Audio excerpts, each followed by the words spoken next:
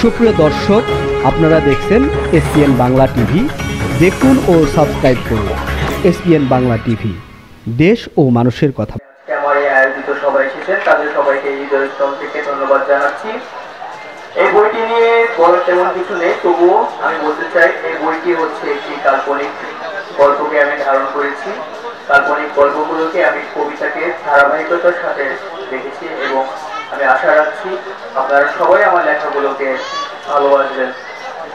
এছাড়াও আমি আশা করছি আপনারা আমার আগামী ভবিষ্যৎ যাত্রার জন্য আমাকে শুভকামনা দিবেন এবং এর সাথে আমার বক্তব্য এখানে শেষ করছি। ধন্যবাদ সবাইকে।